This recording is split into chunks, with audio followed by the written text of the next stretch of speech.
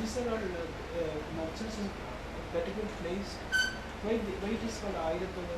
No, they don't. They're comprised of 500. The units, like 500, 1,000, like that. There are 500 members. Members comprising the guild. So what would be the time period for this? These are 6th, 7th century.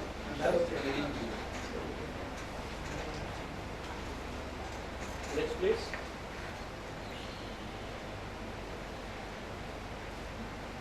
So, about weights and standards, what measures we have. There are a lot of Chola inscriptions, early inscriptions,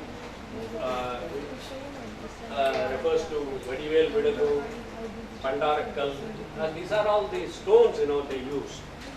You may find many more references, and I'm not going into a particular aspect, only want to tell there is no aspect left out in epigraphical work, like tax terms, like weights and measures, all are found. You may try to find something on fine arts, you look into epigraphs. So like that I am telling. Whichever area you may like, you look from that angle, try to gather some information that would be very useful. Because in the course of donation, there may be other reference to some other terms. Next. So, as I referred, taxes. Say taxes such as Irai, Kadamai, Echuru, Veti. There are hundreds and terms, in fact, Dr. Ramesh has brought out through ICHR only the economic and social terms. Unfortunately, it could come up to few alphabets, up to D or E, something like that.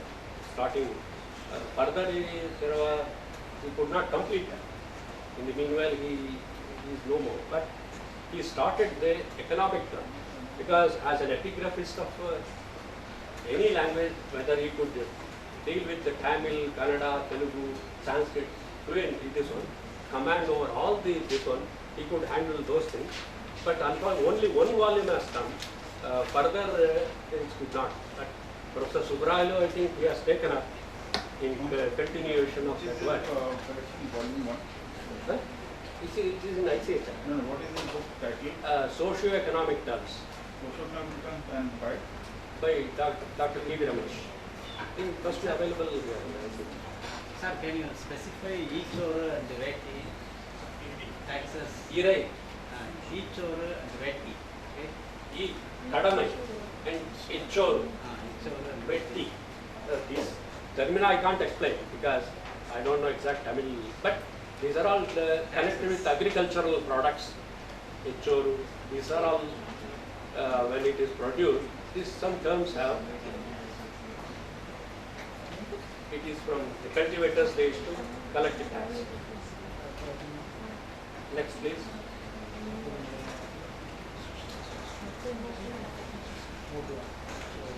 So now let us look into the religious aspects. Next, please.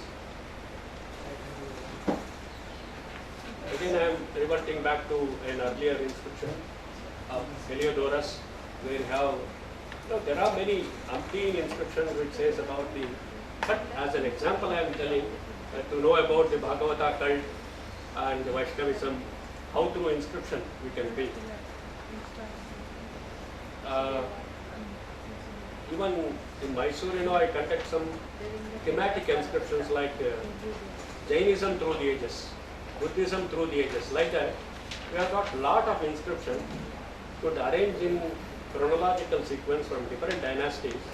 You can take any aspect. Earlier, you might have heard Dr. M.S. Nagaraj Rao, former Director General. He wanted us to go to the schools, education system as reflected in inscriptions, administration in inscription, medicines in inscriptions, like that. You have to make the students more interesting. When you speak of the cultural aspects, if I say to a high school boy about the polity, you will get bored. No, this epigraph also has to convey some other thing other than polity. He will show some interest. When I say a barber, used to be taxed in Vijayanagar period, the king could intervene and exempt it. He really, yes, oh, that is something startling, he says. So, to make attractive, this is very important. If you teach calligraphy alone, it will go above the head. So, to students, we have to thrust only the cultural aspects and slowly bring him to the serious aspect connected with epigraphy, not to make it too serious. Our people itself will feel bored if I go about calligraphy entire day. Sir, this went above my head. I could not understand anything. So when they have to make serious students to be a bit lively, iconography, architecture, everybody will be attending. Otherwise, he will go to sleeping mode. When the computer once it went off in a sleeping mode, I went, no, they said it has gone to sleeping mode. So all of you should go to the sleeping mode. Sir, what is the earliest date when instruction begins for the Western project South India? And also mentioning about Adwani, Nag, and the incarnations. So I don't. I'll get back to you. Give me that. I can't tell you, but give me. I will reply. So this is about the copper plate, which refers to about sun worship. When you say Shiva, Vishnu, everybody knows. Right? Bhaskara, Aditya. When you say no, this is little unknown. See, we do worship sun, but there is an earlier reference in Gupta period about sun worship. Is very interesting. A number of inscriptions from Rajasthan also refer sun worship. Yes, But yes. that is No, later. that is true. than this. No, I am telling Shiva Vishnu is known, but rare. But I would like to say, and some serious students can take up this. When we say about the Nana Ghat inscription, it Dhanada, Varuna, see, the inscriptions also, when Pauranic time, it changes.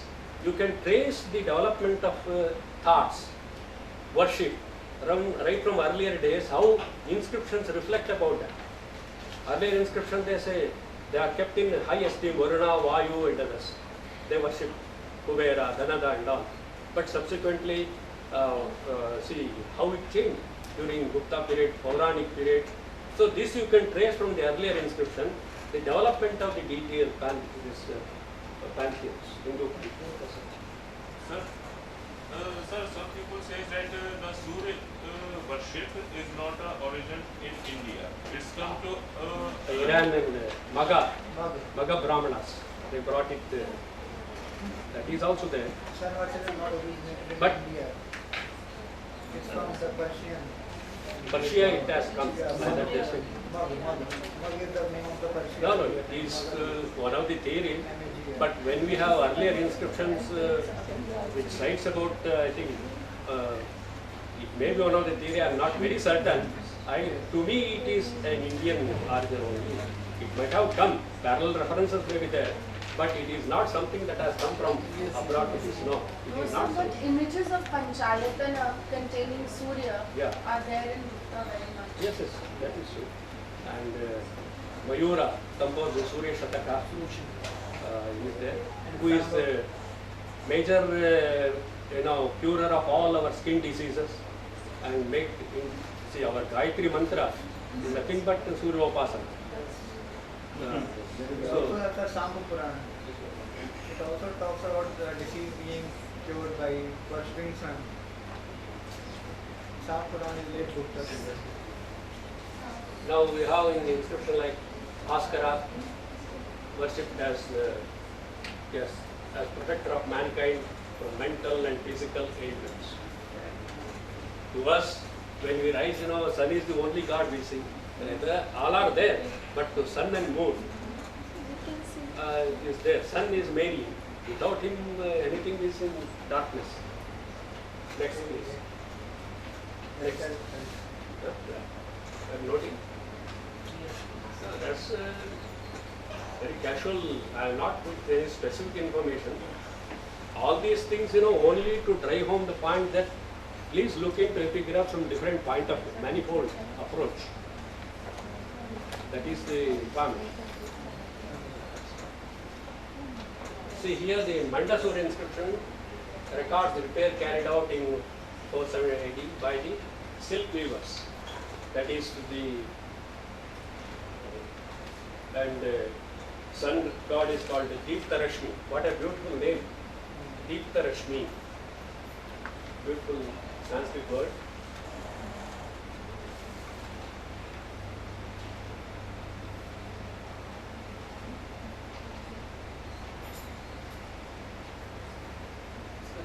Next please. Next. Madhya Pradesh. It is which Mandsaur district itself. It's very near to Indore. Indore. Mini Mumbai. Next please. Yes, it is called Mini Mumbai. Yeah, still we have to cover some more aspects before we get it for a team. I will just go a little faster. This already I referred about which already Professor Nagaswamy also spoke to you about the Parantaka Uttarameru. All the students of ancient history archaeology must read, must inscription I should say. It's very, very important. The members, what are the qualifications, what are disqualifications, all very good narration. One should read this article in Epigraphia Indica. Next. So it contains a detailed account of the rules and regulations for the election to the village assemblies of Uttarameru Chaturvedi Mangala. Next please. Now again I will revert back to earlier inscriptions, especially the distress management. At the time of distress, how even when there is a famine, our administration will become alert. Wherever flood is there, they try to go and drop food and they look into other aspects of this thing.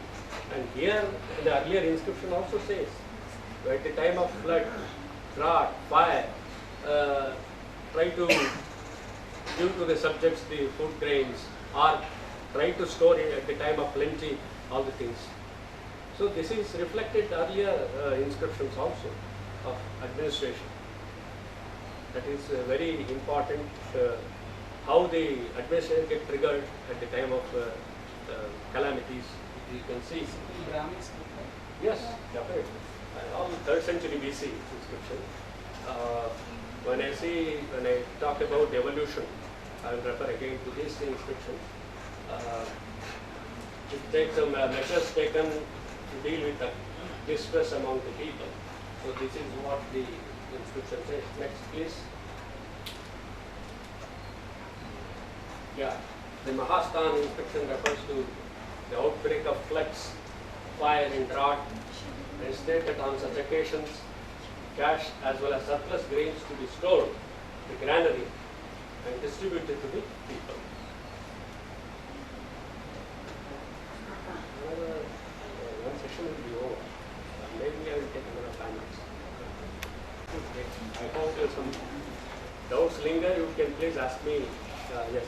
Sir, is there any inscription found in India where it says about a particular word like Dakshinapat, Uttarapat, and about the silk route?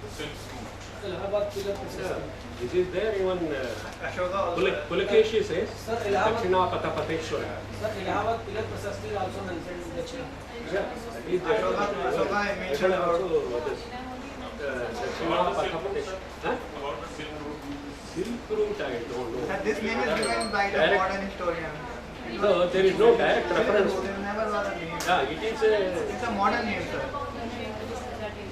Sir, But what is the the ancient name nomenclature of the must silk be route? there. They never But named the routes on the route basis was of there. Ancient name of the the route route was on that time. Even No, in a mentioned Roman in inscription, this mentioned clearly that the road Not was through mentioned. this thing until. But they never named it like Silk Of Route. course. they- yeah. Let's discuss after this one. Next, please. Next.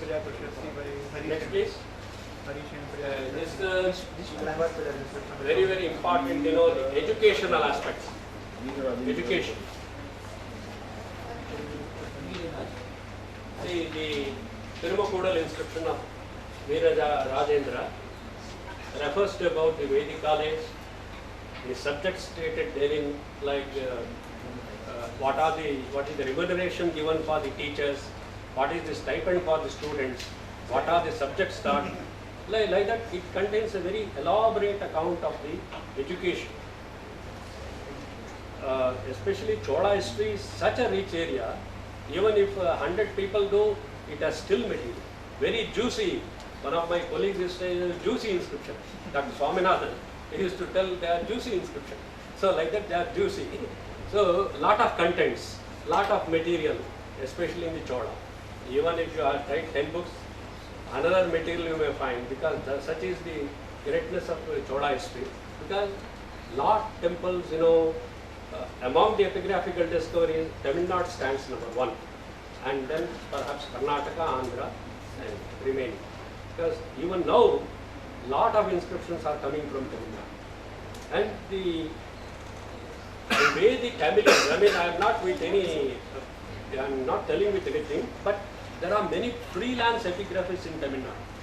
They go on their own, discover many new inscriptions. That sort of awareness is there.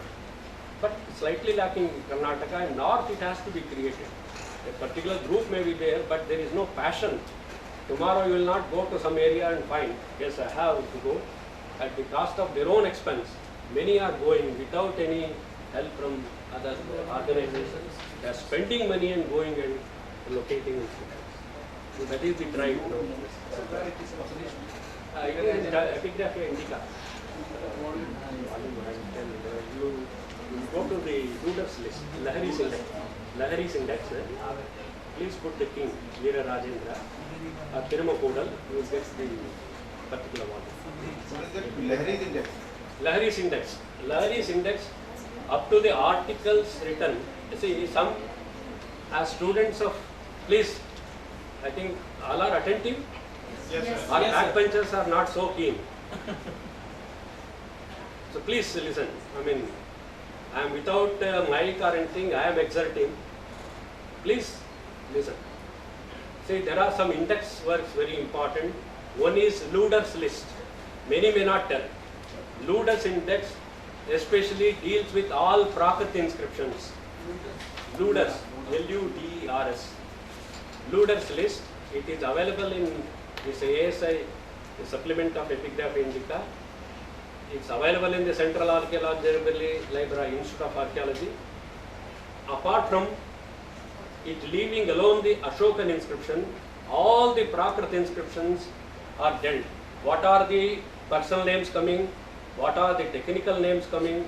All you find in the Luders list. And what is Lahari's index about? Lahari is about articles written in Epigraphia Indica. Up to volume 36. Lahari prepared an index of articles. Who is this Lahari? Recently or earlier? No, much early. This is Sarkar's disciple long back. This one Lahari, Lahari, not that. No.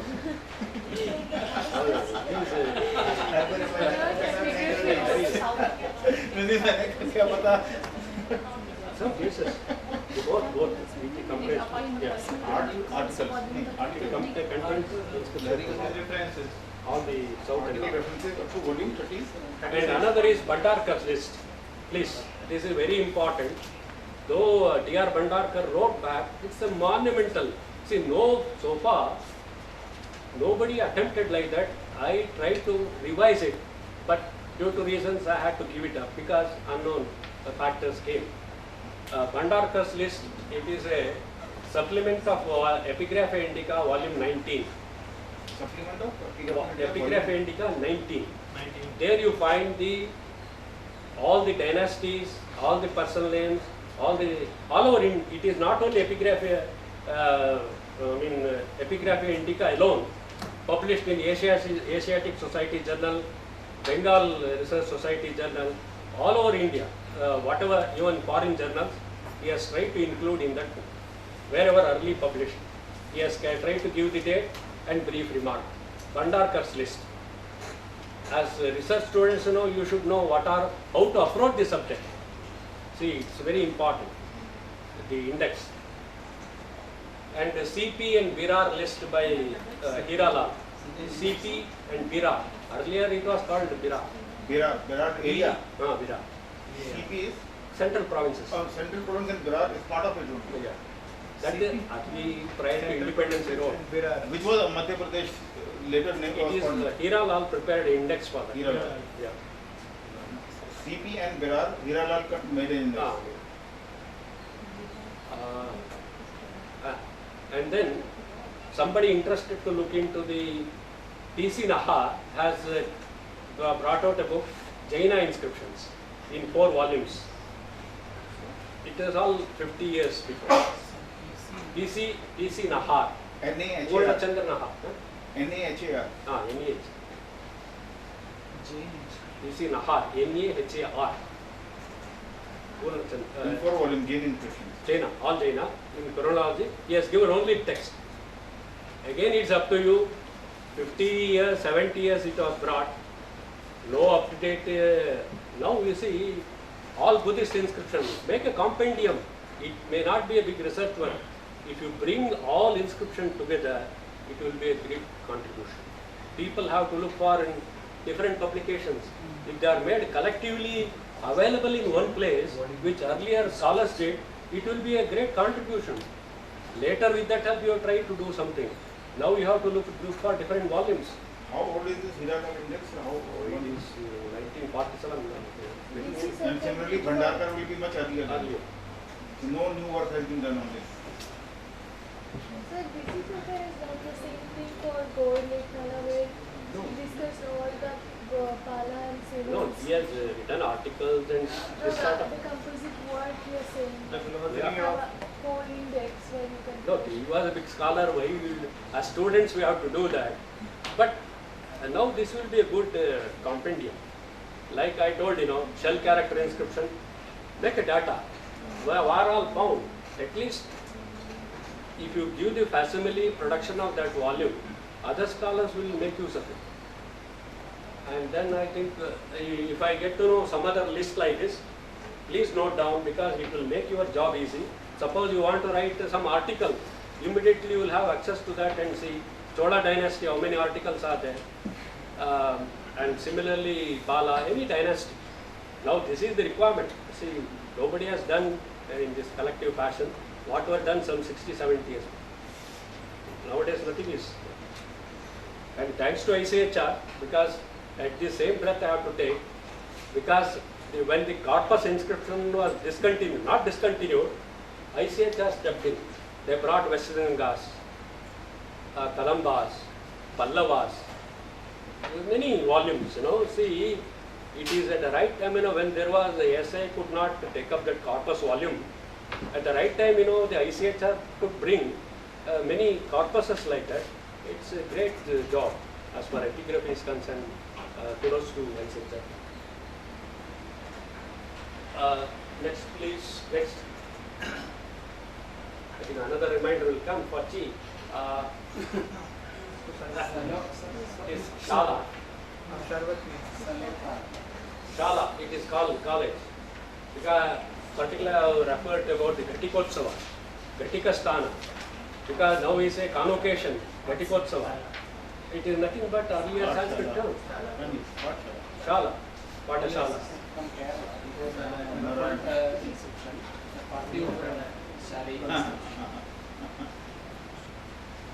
Next.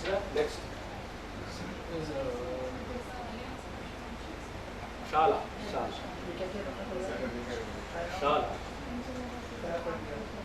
Now about this is a very interesting aspect.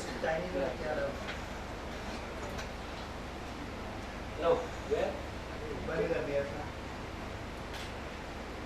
Resume slides से कीजिए है ना.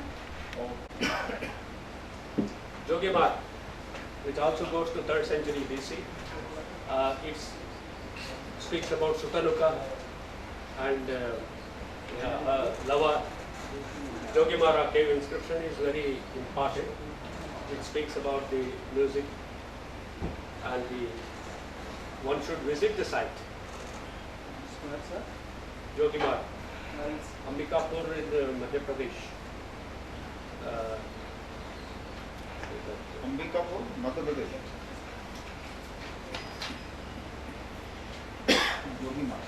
Jogimara, it is in epigraph indica. Next please.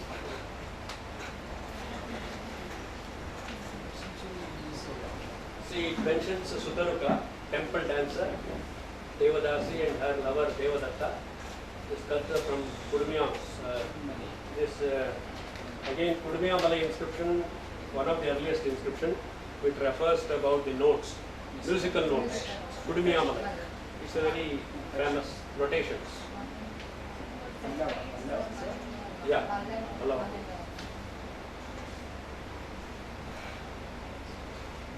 Next please.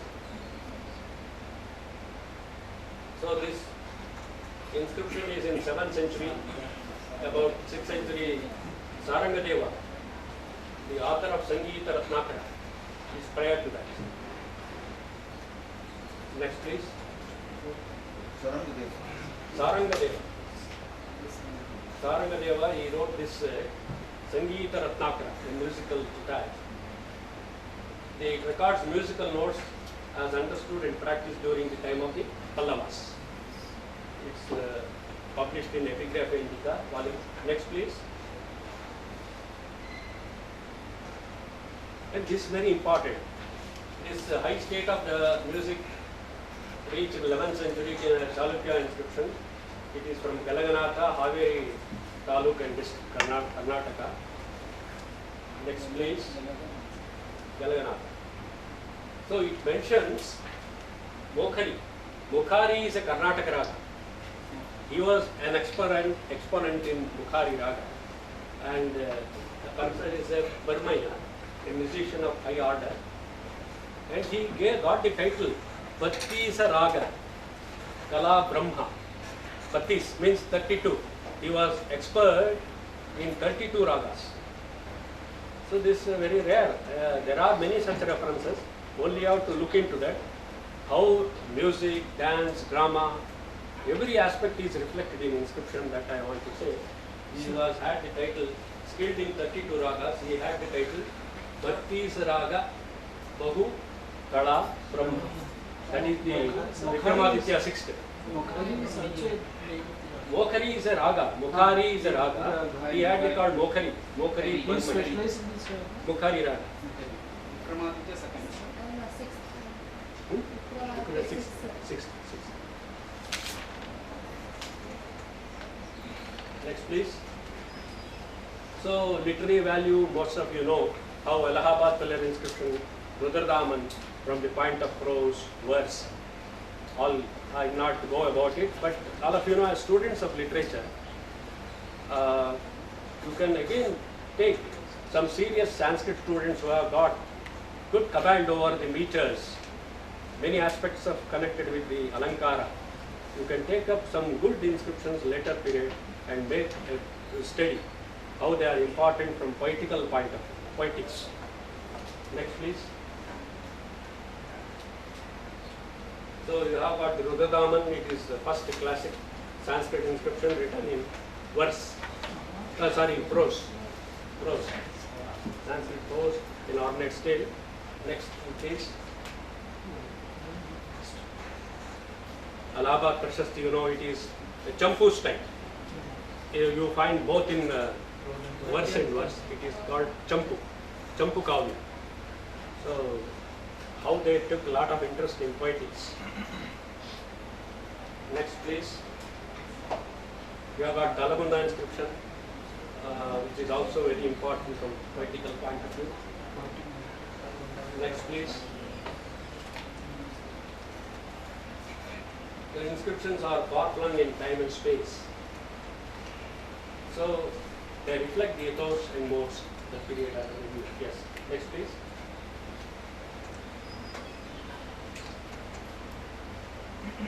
Next, please. So, this is a very interesting aspect. I mean, you are from also that area. So, inscription from Haragu. Please, all of you make note. It belongs to Hoysala dynasty. Gives the names of some Kashmiri family.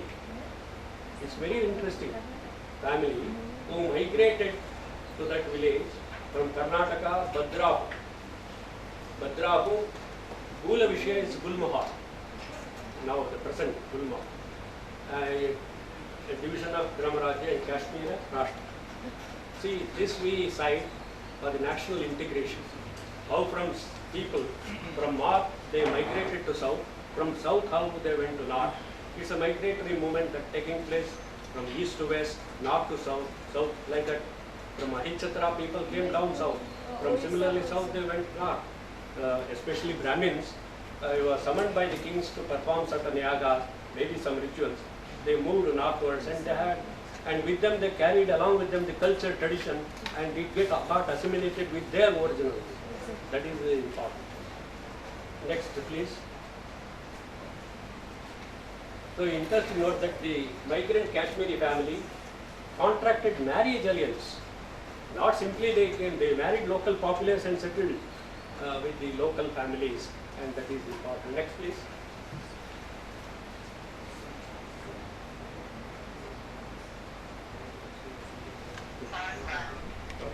Coming to the, it is not only Indian subcontinent.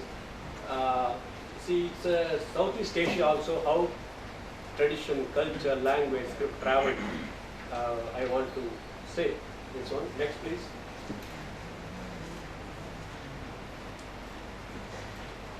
So, next.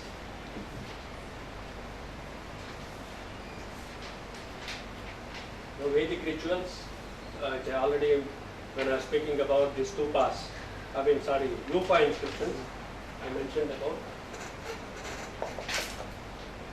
Next. So it traveled Cambodia, Borneo, Java, Sumatra, Bali. Bali you have very live tradition, culture, Hindu which is still prevalent there. So thus the importance of inscriptions is manifold. That's the multi-dimensional approach to epigraphy. Don't confine only to a particular aspect. When you get a bigger record, what other scholars might have left, you probe. See, it is probing. You cannot simply accept that. You make your reading, how you can improve. If Sarkar has edited, no. If some student does some improvement, he used to welcome it. For example, B.L. Rice has edited, there are a lot of improvements can be made. Leet has edited where Ramesh has improved. So, if a higher scholar has edited, don't think that is the end of it. You can accept all the things, but it's always subject to revision. So nowadays, most of the students are reviewing. There's a re-look at the Mehroli or re-look at some other new inscriptions. So that is the required thing. The next, please. So with this, I try, I think, to touch all the aspects connected with epigraphy.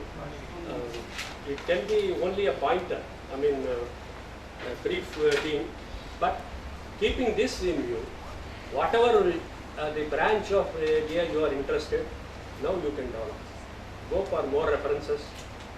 If it is smaller reference, include all over India. Don't get restricted to a particular region. If wider the scope, construct smaller area. So this is how I leave to you. Thank you.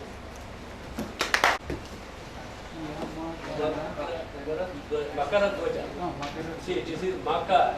Along with Makara Dwajasya. Patino.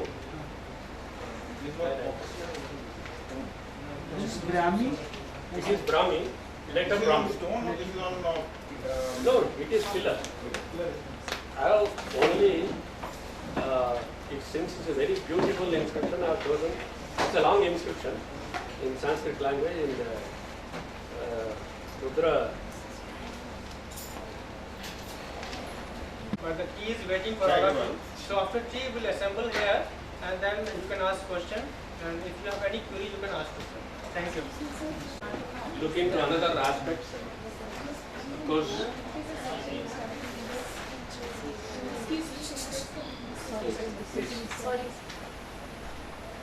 because again the remainder will start coming after 1:30 because now for me they are kind enough to extend the time, but because limited time, I have to complete it. These are things to be go in 2-3 days, but I have to contain the whole thing in the day. So this now we will look into, as I was mentioning yesterday in the museum, one can specialize in a particular language or script, but as students of epigraphy, you are supposed to have a very broad understanding of epigraphical language and script prevailed from 3rd century BC to the medieval late modern period. Here I have attempted in a brief way. Of course, this again keeping the Kharagpur University's IIT students in view. They want to know what language or script written. So, structured this lecture or this presentation, I think for the beginners, not only beginners and those who are only conversant with North Indian, they can also try to know South Indian script. It goes in two parts. First I have tried to explain North Indian thing, then I have shifted to the South. So, since all of you have in advance gone through the abstract given, so better you will understand the scope of my celebration or the presentation. Next, where is the? It is not even done. So scripts and languages. Next, please.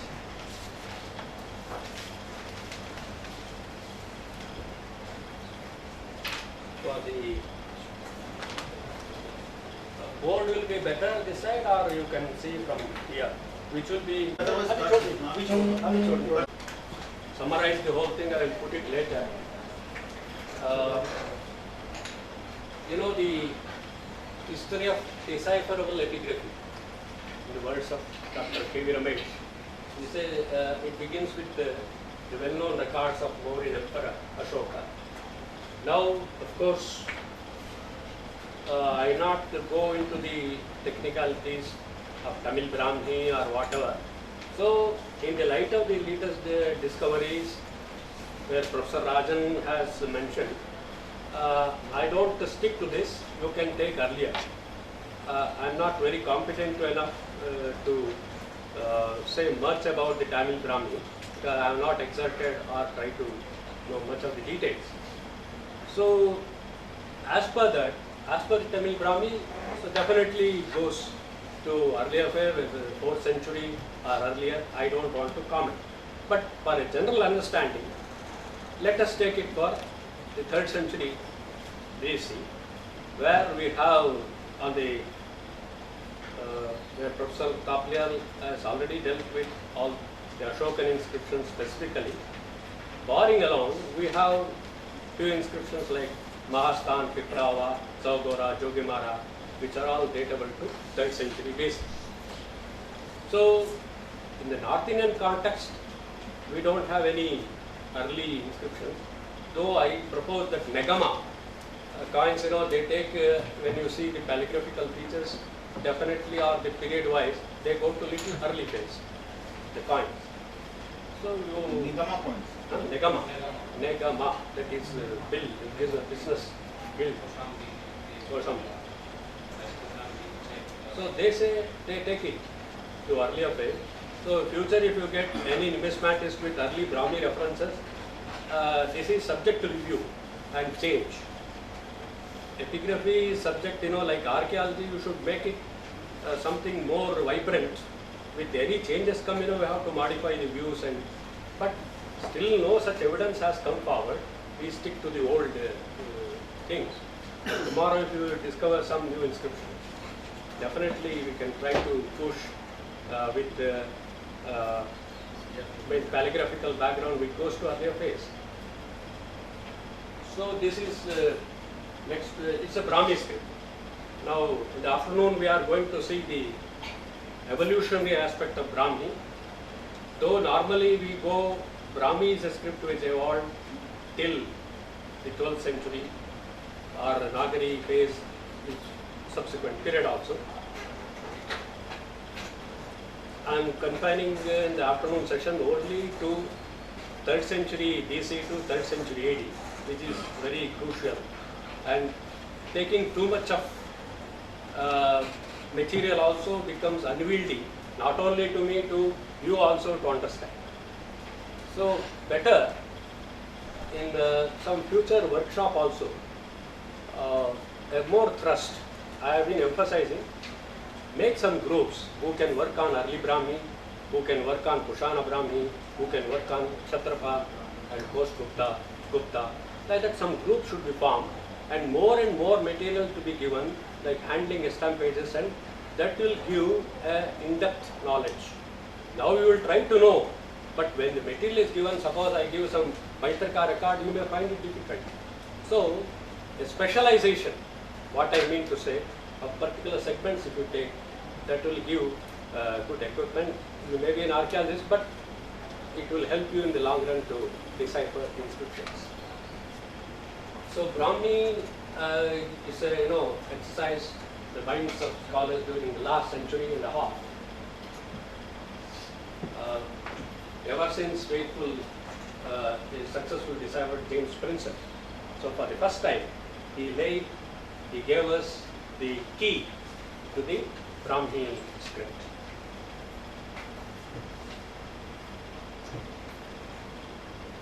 See, the problem regarding origin of Brahmi script as exercise that I told. Next please, next slide. These are all known issues to you. So different scholars have expressed different views about the origin of script Brahmi. Next please.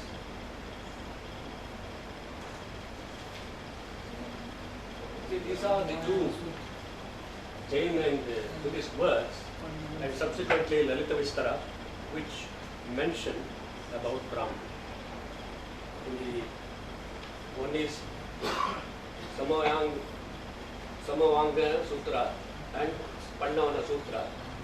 One is Jaina and subsequent like Buddhist work. And Lalita Vistara is a work of 6th century. It gives an elaborate list of 64 scripts. And the top, the first one being given the Brahmi. It was Prakrit, we call it Brahmi. Brahmi, we call it in Sanskrit. Prakrit, Brahmi. They mentioned 64 scripts, but we don't find any other scripts apart from Brahmi during that period where the text will be dated to. No, they are there, but not known. Like we don't know those scripts as of now. Yeah. No, like Ardhamagadi, so many local dialects he has mentioned, but that is not known so far. Some are known. 64 scripts means languages, maybe whatever Prakrit form. Yeah, language, that is script. Apart from the Brahmi inscription, we don't find other scripts. Yeah. Kharosthi and 1 or 2, 3, but not 64. We don't have that variation in the record. It's a later one. It's a later one, sir. It's a later one. So that we Which can one? have Lalita Vistara. It's a 6th century word. But then around that time, we should have in that period, preceding period, many previous scripts which we don't have. But as of now. we don't know that. The actual record we don't have. Yeah. Next, please. So this we will do the decipherment part after some calligraphical aspect. Even at the cost of some repetition, I would like to go into Brahmi. Perhaps Professor Tapyal already has started, but let us again review. And I would like to mention more about this. Now, you take a look only, the decipherment part, whatever, we will go later in the next session. Next, please. So, this is the Bazaha rock edict, Bazaha, Kaimur district, Bihar. Bazaha. Ratanpurva, but later Dr. Mani corrected it as Bazaha. Oh, Professor Tapyal, say it's a minor jurisdictional name, but Dr. Mani sir corrected when I said Ratanpurva, he said Bazaha. Because he also visited that day when Dr. Mani visited, I was also there, we took a stamping. Next we are going to see that. Next please. The Pawan Shuyin, that is a Chinese encyclopedia of 7th century. It mentioned about Brahmi script. Written from left to right was invented by Fan, that is in Chinese. Fan is called Brahma. So he in his, Pagyan stated, and this Chinese encyclopedia of 7th century, more or less of Laltavistara period, mentions the Brahm in word how from.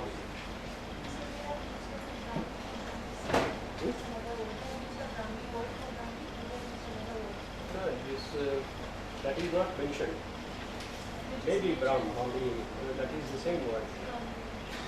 Brahmi and Brahmi same. The Prakrit. Brahmi is a Prakrit form. Brahmi is the Sanskrit.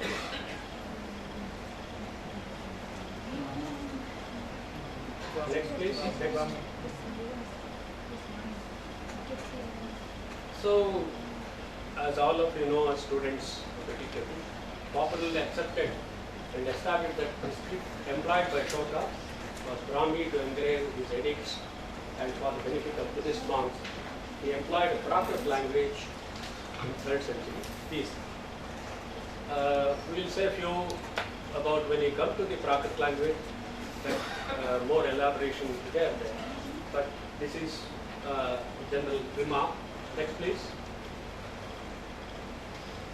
So hence the followers of Buddhism and Jainism used Prakrit. See, it was, though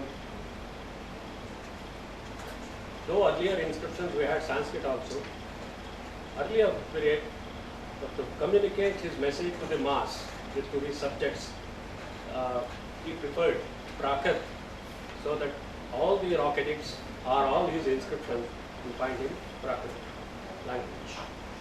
So Prakrit is a very important language where from 3rd century BC you find it up to 3rd century AD in northern India. And the use of Prakrit is slightly extended in the south because the Pallavas also used in their earlier charters Prakrit. So it is to 100 or 150 years more in south and lesser in north. 3rd century actually practically it culminates, whereas in northern India the usage of Prakrit, where from you have large number of Sanskrit inscriptions come. And there also is there, but substituted that they are only there. But later in 12th century, when you look into the records of Bhoja, as a literary person, he also tried to use Prakrit for his records. Like Parijataman, there are many Prakrit words or in the way of inscription. It was used as a literary language, and later Jains also used the Prakrit also as a literary work. But as an inscriptional work, it ceased to be a language from 4th, 3rd century onwards. First Sanskrit language inscriptions. No, earlier to that we have Gosundi and Nagari inscriptions, slightly earlier. Gosundi. Yeah. Gosundi. Also the Moravel inscription. Moravel, yeah. It's also dated like 3 Yes. 1st century. Exactly. Mora is in Mathura. Sodas. Gosundi. Rajasthan Nagari. Gosundi. So, This is the place name. another very major script, and Brahmi, as I told, again I am going to emphasize, is the only script being the mother of all Indian, pan-Indian script. It continued to evolve till 12th century or even later period also. You can trace, you name any script in India, all they have a root in Brahmi. As I told, calligraphers, they stopped with 12th century because of not so radical changes you find. Again, Dr. Ramesh says calligraphy as a tool, plus or minus, you cannot be very precise. When we place in juxtaposition a record with a dated record and undated record, so that's why they have tried to arrive 100 years in the evolutionary process. It may be plus or minus. You can't be very precise. Some overlapping may be there as far as calligraphical aspects are concerned. But you find till 12th century the evolution and further also. Any script you take, it has its roots, whether from Kashmir, Sarda to Malayalam, any period, any Tamil, any language. So, from Kharoshti evolved from Brahmi? No, it's entirely distinct, nothing to do. Kharoshti is an independent language of different origin, so it's nothing. But how can we call Brahmi as the mother of all Indian scripts? Kharoshti is a distinct language. It is not at all influenced by Brahmi at all. It is of a different origin, South Semitic origin, nothing to do with the Kharoshti. I mean Brahmi. It is totally independent. But do we find any pre-Ashokan inscription in Kharoshti script? No. No. So far it's not known. So far it's not So in known. Nalanda also now they are finding Kharoshti inscription. Very recently they are finding. So earlier the concept was now that Kharoshti is confined only to northwestern provinces, but even from Bengal also and Bengal also, yes. and in Bihar also now we are finding previously yes. Kharoshti inscription. So earlier it was the notion, it has come, as you said, we are finding in other regions also. Kharoshti as a script, as Professor Mukherjee defines it, Kharostra, it is not as tongued or as lipped, it is the earlier definition by earlier scholars. But Mukherjee defined as a script prevalent in that area, Kharostra, Kharosti, not Kharoshti, not Mahaprana, Kharosti, Ustra, Khara Ustra. That is a provision language prevailed in that particular province. That is the etymological meaning given by Professor Mukherjee after examining, because he is undisputed master, I should say, as far as Kharoshti inscriptions are concerned. So And what he, area he has confined the Kharoshti? What area he has confined the northwest part? no, that not was Just northwest part. earlier. Now, as I said, it has got extended. Earlier it was only to that. And he has made some charts, it's not available. Kharoshti inscription, I mean, script has found in the coins and early Kharoshti. And another very important aspect, apart from, as you said, the Brahmi is written from left to right, and this is from right to left. That's a very important, significant aspect connected with the Kharoshti. And is the only script which has not at all undergone any evolutionary change. Right from the beginning, it remained the same. Whether you see in a coin or an inscription, right from 3rd century BC to later period, you don't see any evolution. There may be slight changes.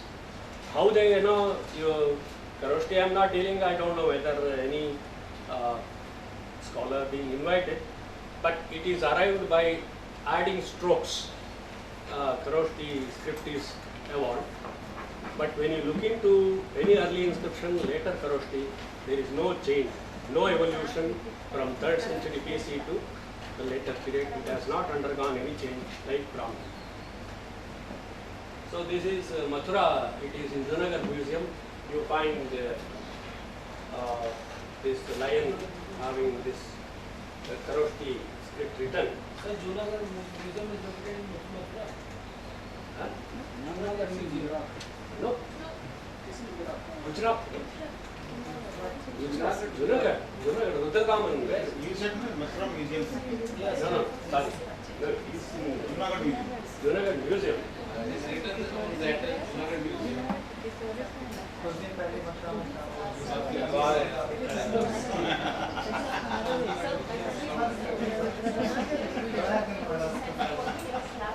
Shivatsa. Other part. No, it is Northwest. It has been brought from Northwest Museum. The museum it has deposited. But which location we don't know. And in the absence of, for the persons, epigraphy who are interested to learn Kharoshti, when there is no proper faculty teacher, please resort to facsimiles. Look into the facsimiles published in Epigraphy Indica. Start with smaller inscription, try to know how each letter, so you can be your own master. You can try to know, because everything you cannot depend.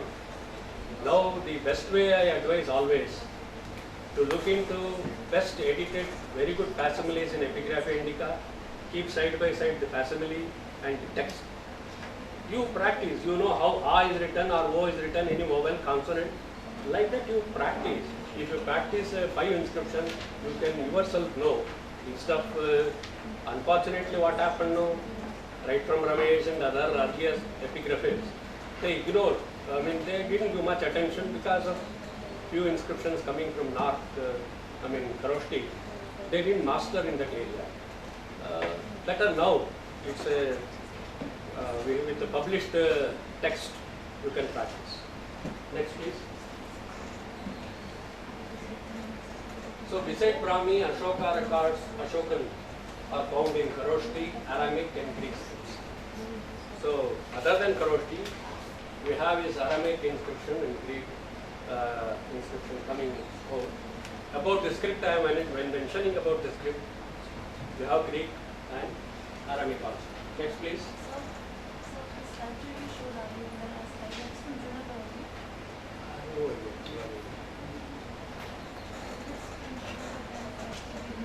Maybe from that region.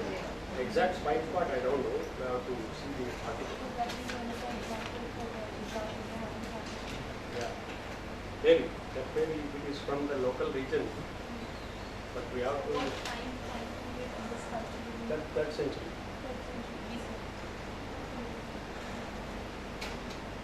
Shokan Peso. Lion captain. Yeah. And the Aramaic and Greek scripts are used in the edicts found in Afghanistan, while one in Taxila, now in Pakistan, is supposed to be Aramaic script. Next please. So Kharoshthi, now you are asking, Kharoshthi is a modification of the Aramaic script. It had its different origin itself, it is well settled. Now whereas still scholars are debating over the origin of Brahmi, whereas Kharoshthi is already settled. It's no. Aramaic script introduced from the Uttarapata, that is northern India, the region when it was under. So naturally Uttarapata now includes your whatever region, Bihar and Puri Bengali. so entire stretch includes Uttarapata as such, under the control of Persia before Alexander's invasion. This is the thing. Next please.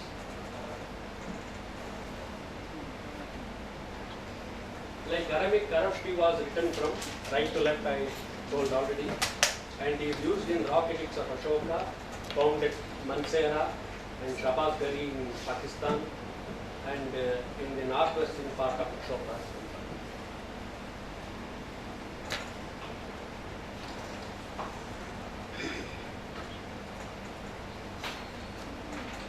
So after Ashoka, the use of Kharoshthi spread to Mathura region and was prevalent in the province of Gandhar.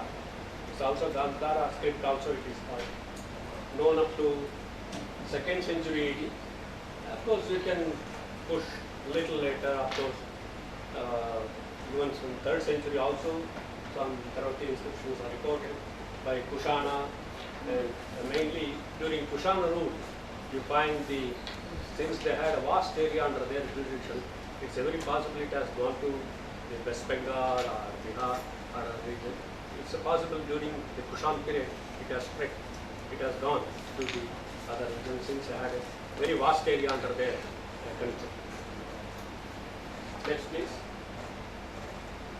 So after 3rd century AD, this script went outside India and used in Chinese Turkestan, and it went to Central Asia and other part, and it was not a popular script. And Brahmi, of course, it gained eminence, and all the dynasties, all the local chiefs and rulers, they employed Brahmi, and somehow it became an extinct script in the earlier days.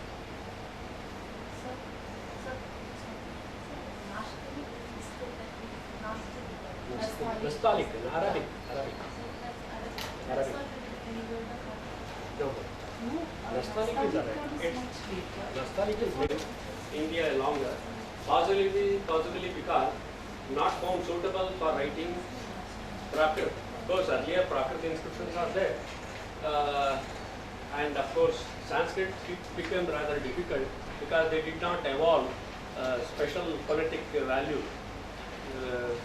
You can say more or less Prakrit is there. I am not mentioned here Prakrit. More so of Sanskrit that you can take. Don't include here Prakrit, of course.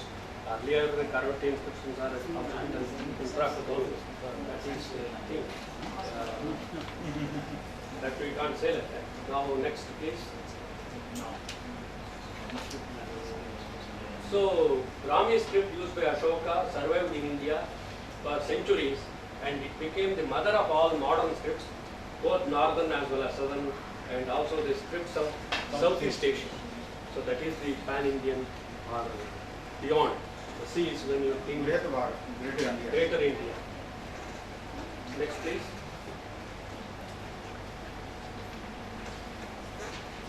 Of course, in Unga I am taking the South India, two regions, one is Andhra Pradesh and other Tamil Nadu, have given us very unique, distinct scripts. Form of Brahmi, where in Andhra Pradesh we have this Bhattiprolu inscription.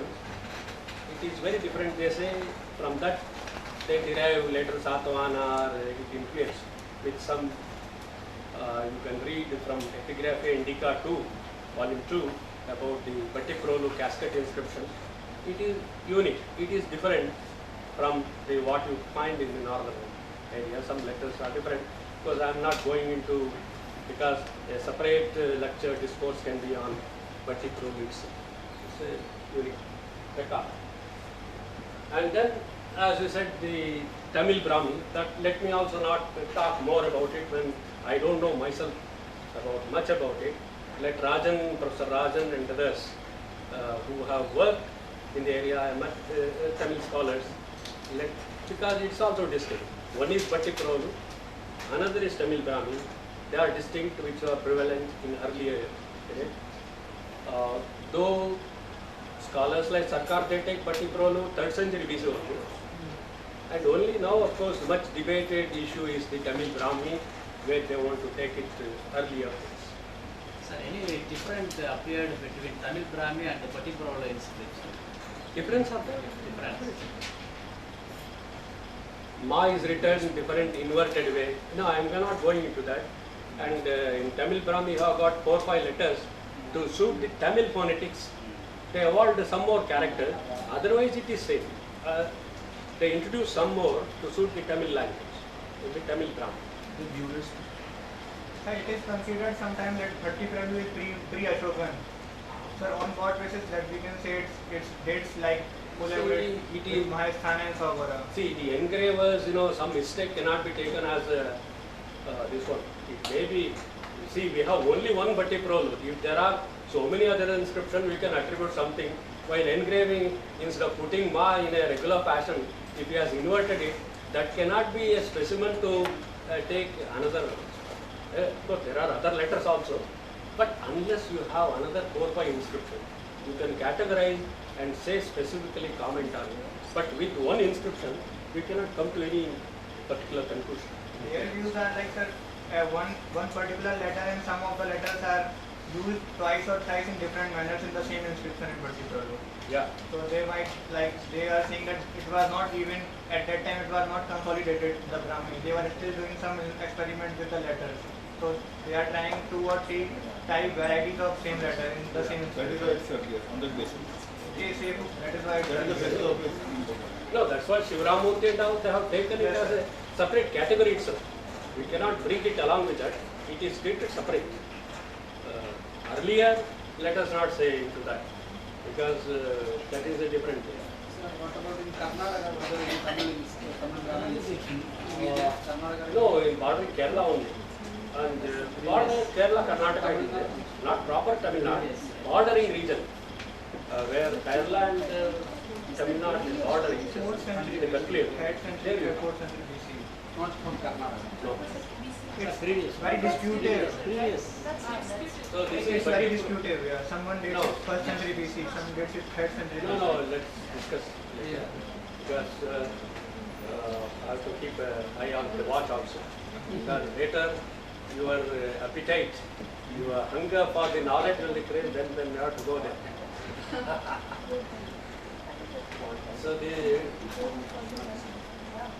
So according to scholars, this particular inscription, origin of Brahmi inscription.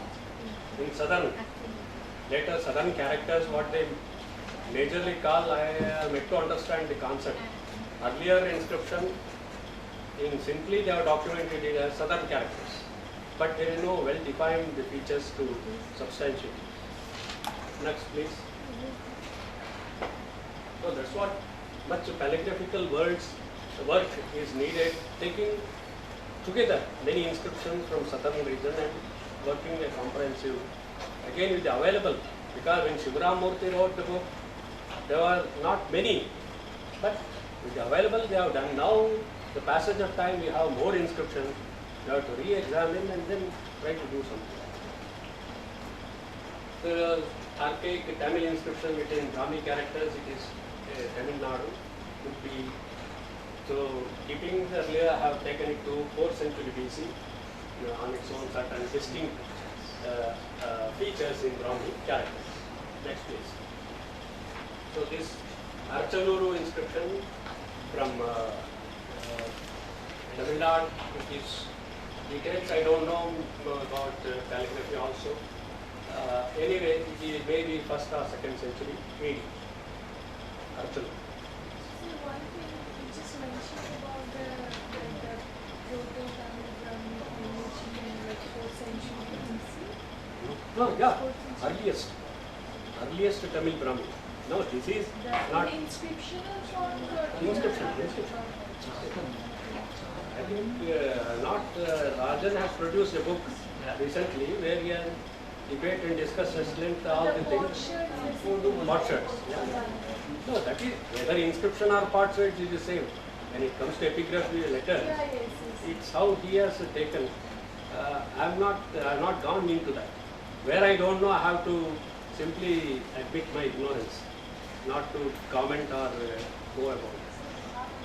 Because epigraphy is such a vast area, no? You cannot master everything. Yes. It's a very vast area. Especially challenging is the north. There are Kannada experts, there are Tamil, but a person working in Tamil section, Sanskrit section, really challenging. You have to read the box-headed, mail-headed characters, shell-headed characters, and somewhere in central India, Sharda script, Proto-Bengali, and many things. So it's a very challenging task to become a Sanskrit epigraphist, because you have to deal with many varieties of scripts and languages.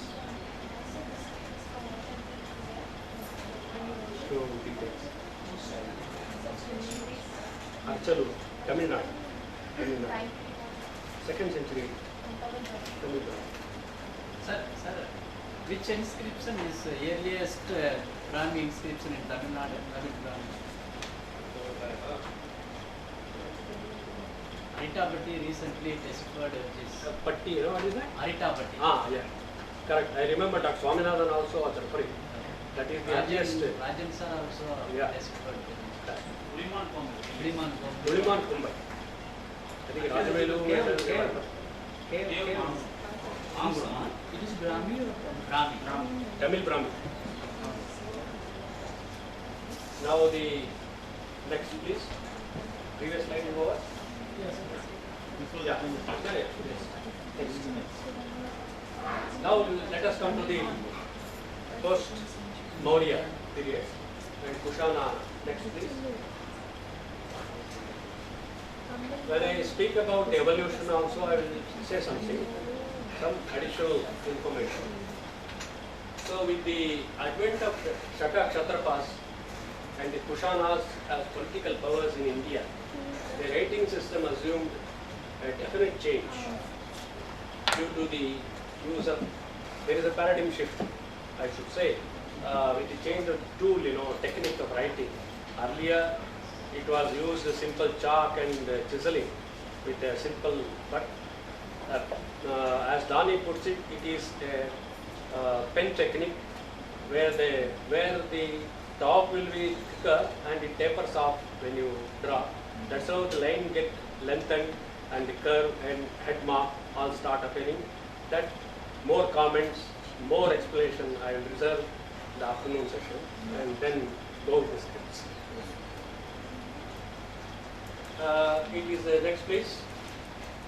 So this is Mathura inscription of Sodasas. You can see at least as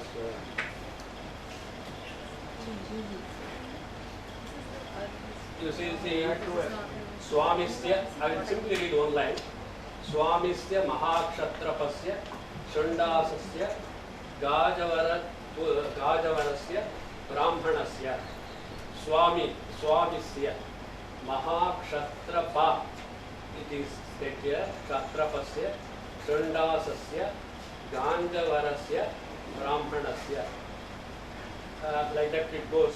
Let us not go into the decipherment, and we will see in the afternoon session more some sort of decipherment we will attempt. Next please. This is again a very famous Mathura inscription of Tuvishka. Srivastava has produced two books. One is dated inscriptions of Kushanas, another is undated inscriptions in 2 volumes. You have got very good facsimilies. You can refer that book for and By whom? Srivastava. I don't know.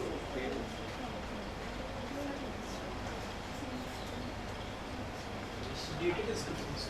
One is dated inscription, another book undated inscriptions of Kushana. Both are. There is a large number of photographs here included, of course published. And another book you can see Mathura inscription by Janart. J, we pronounce J, Janart is not Janart. German, they say, J is pronounced as Janart. Janart. J-E-N-A-R-T, Janart. Mathura inscriptions. It's Janart. Spelling is J-A. J-A-N-E-R-T. Sir, Kushana's dated inscriptions, Srivastava. Next, please. So, Dani, I advise all of you, I think many may be referred, in the recent years, he has produced a very, very monumental work as far as calligraphy is concerned. The introduction and the subsequent chapterization, everything is marvelous. I keep it as a Bible for me for any sort of celebration, and most of my lectures, whatever I know, it is based on. So I request all of you to read Indian calligraphy by Dani, right from Indus. Yes, Muhammad Hasan Dani. It's a remarkable work. Even to this day, nobody will be able to produce such a beautiful work as far as calligraphy. A.H. Dani, Muhammad Hasan Dani. So this a sharp edged pen, that we use, that is the thing. Next please. So, yeah. See, it is more or less, I can see, it is appear like this, with a broad edged thing.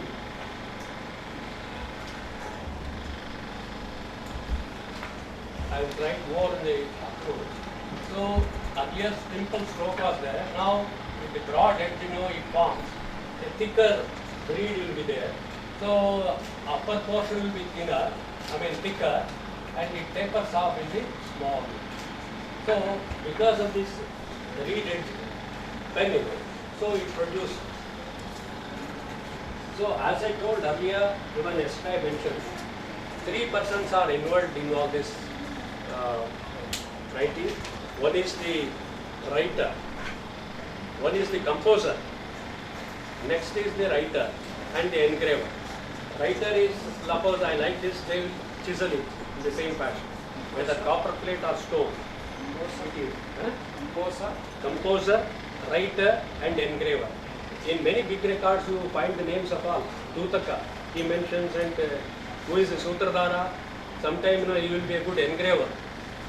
So engraver need not have the calligraphical knowledge. What is the written conversant with that? Sutradhara is a mason. At most of the time, either the smith, they used to involve for Engraver and writer, what is different? Engraver and writer. Yeah, engraver is just writing. Engraver with a chisel, you will do that job. Engrave means you go deeper. There is Right? many of the inscriptions are well written. Yeah. And how can one say that these are written by somebody else and engraved by other person? No, bigger inscriptions. Sometimes, when Prashastis and all, when you see, all the three names are, composer is there, written is there, engraver, all the names are mentioned. But how, see, in many rustic, see, Dr. Ramesh identifies two styles. One is systematic way of writing. Suppose somebody may not right away, he will go engraving. In many pillars you find, in a clumsy way. Without, he will go directly for engraving, without the engraving.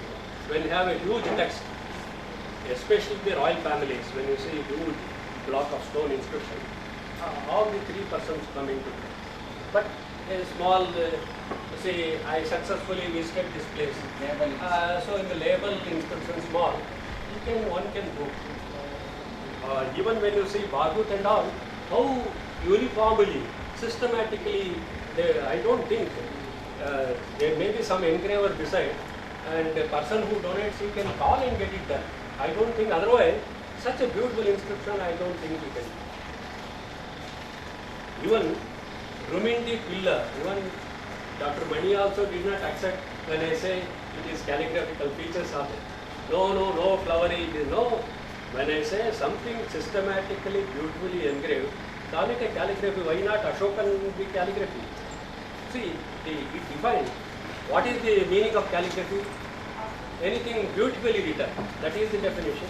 Ashokan pillar satisfies that. With uniformity, with space, when it is so appealing, why not you call it all floral design may not be there. Similarly, I want to ask one basic question.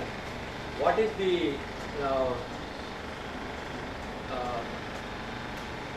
the definition of writing?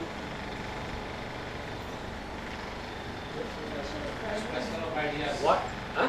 Expression of ideas through symbols. No, as Graphic representation of language is what the paper. exactly. This is what the definition clearly says. Let's say in your introduction to the paper. I read it, so I'm telling You hit the nail on the head. I read through it, so that's why. Because many doesn't know. We speak so many about it and don't know the definition of writing. Nice.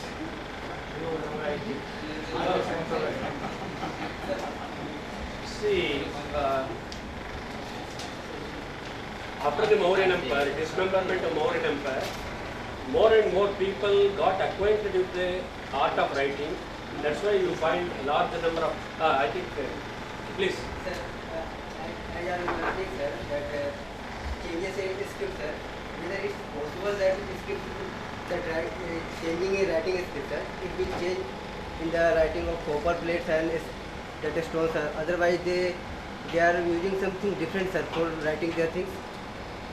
No, changes. See, sir, because sir, in stone or copper plates, we need some tools, and very slowly we have to write, sir. So there is no chances to changing their writing skills, sir. So at that time, sir, whether they are using something different like floss or paper like something, so writing, and so that slowly that evolution with the writing is skill is different, sir, changing. Composer might have written on a bark paper, whatever available. Writer will write. give a material, and then the copper plate, as I told yesterday, it carries uniformly 5 lines. Number of lines are more, he will think equally, he will divide the material, whether it should be accommodated, size of the clay, and he will uniformly do it. So the writing matter will give in a page, whatever the material available at that point of time will give. And in a Solomon book, you may see, there is an unfinished inscription. There is an illustration where half it is engraved, half still in a chalk or some material it is still there, it is incomplete. He has not completed the entire engraving process. It is still. Sir, do we have any archaeological evidences such type of any anything documents or any material, sir? No. Yeah, see, it is perished. Even now, if you see, if you some person working on stone inscription on the roadside, they will first draw or they will first write and then they will etch it on one end. Yes. If there is any correction, they will show this we have written. They will approve, okay, it is done correctly. Then they will start engraving. So that there is no mistake. No, you can see this on roadside happening day to day. No archaeological evidence because it is all perishable literature. I have texted blue pen is mine. People will blue. Yeah, let me. Blue is mine.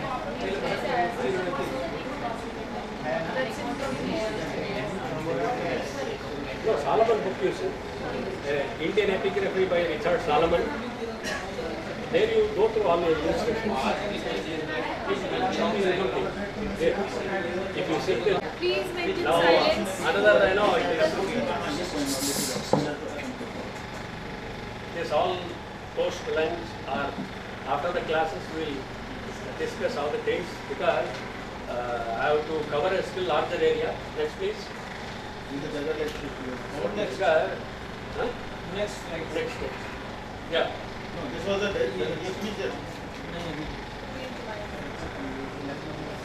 See, the use of H-pen made the letters, their vertical position, thick and top. I just wrote it. Gradually think towards the giving a dagger-like shape. When you see the Kushan or Chhatrapa inscription, you find a dagger type. With the passage of time, it noted that the members, private and individuals, also increase as compared to official records. See the dissemination of art of writing. Why you are in the earlier phase, it was restricted to very few records, but during subsequent period, you find started appearing because stupas are there and other is the way you find large number of started in. They used to record whatever events happened, that knowledge of the script was there. So that's how you find large number of inscriptions from 1st century BC onwards. End of BC, you find more. Slightly kept increasing subsequent period. Next page.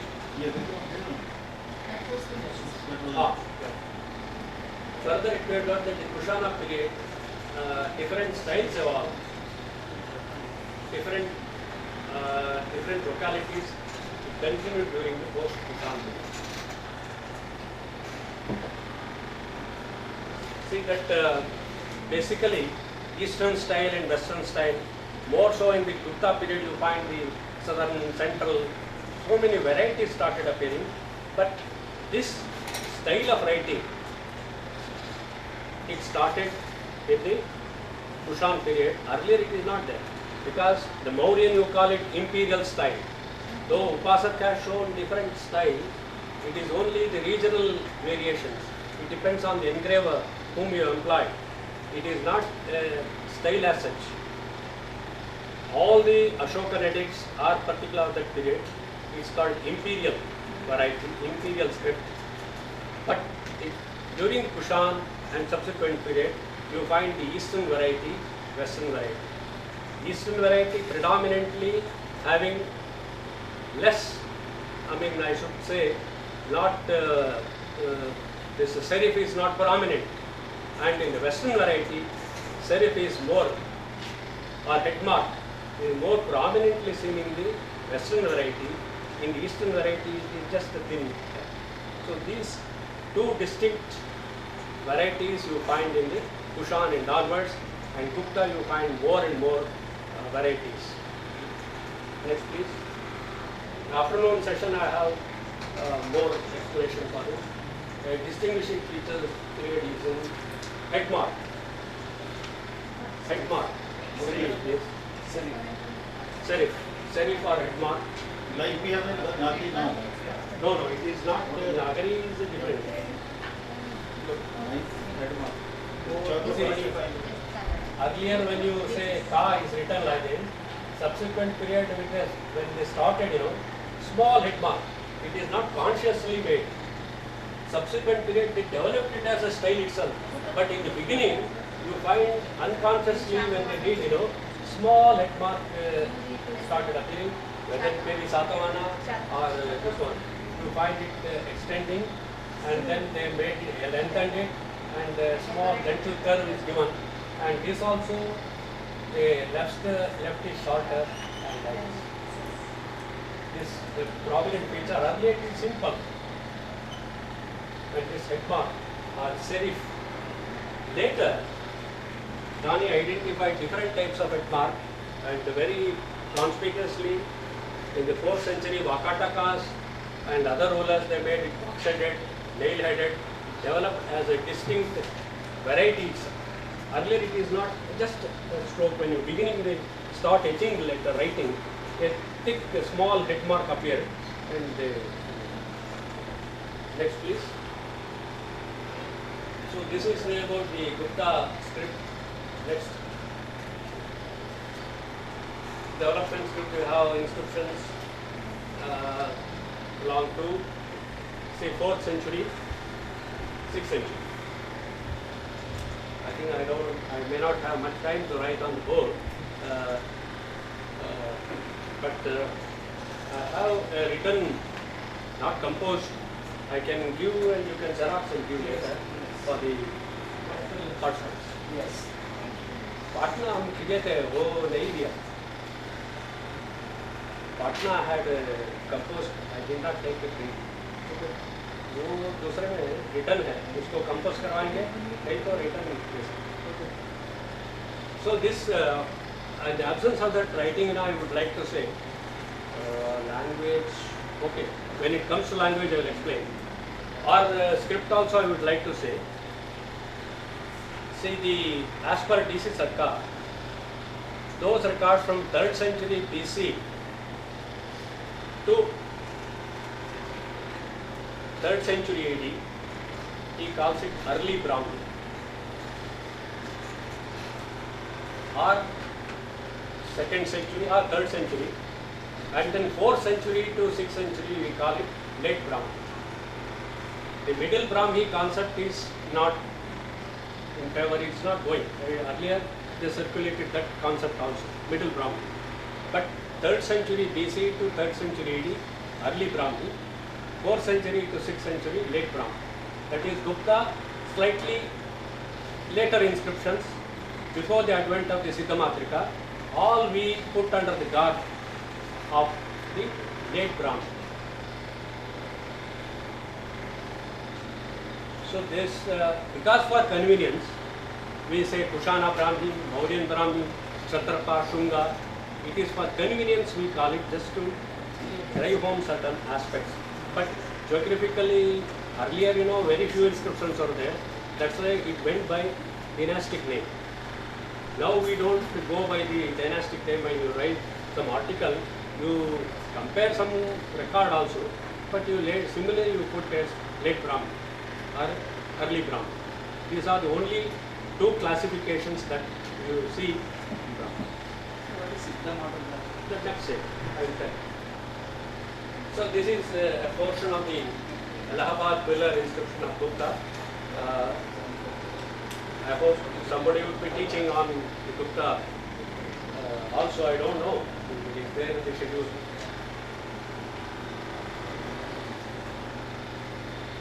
Next, please. So it is Wednesday script, commonly called Gupta script. DC Sarkar preferred to call this late Brahmi. Prior to this period, he calls early Brahmi, 3rd century to 3rd century. What I just told, It is just the this one. Please go for the next, please. So more varieties. Gupta script is divided into northern, southern. Northern varieties further divided into northeastern, northwestern. So many variations, and that is very clearly defined and can be seen in the inscriptions. Similar central variety, so many are there. So it's a very big difficult thing. So better to master first.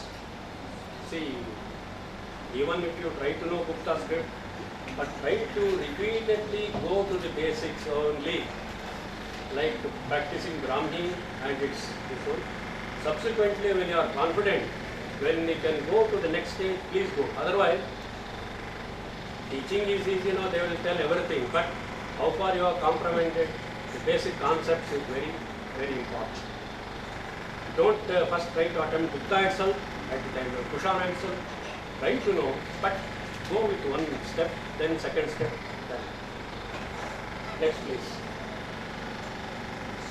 So this further can go.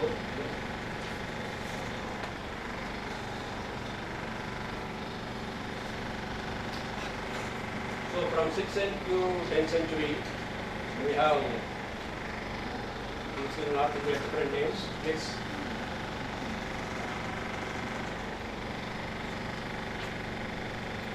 This is about the Siddhamatrika.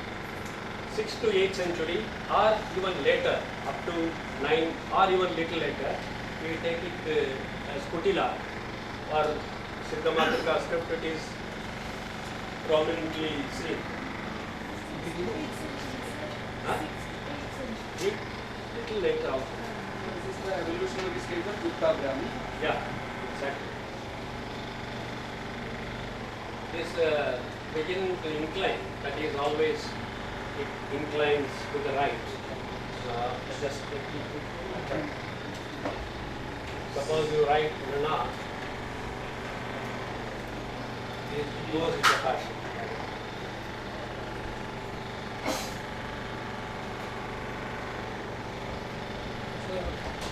This is Na. So it's acute angle. Na. N below dot. Oh, this is Pa. Just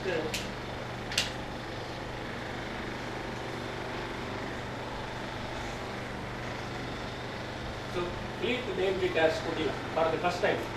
Fleet, John Faithful Fleet gave this name Kutila. Next please.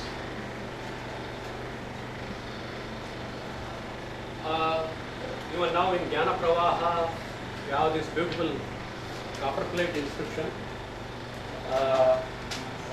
Varanasi charter.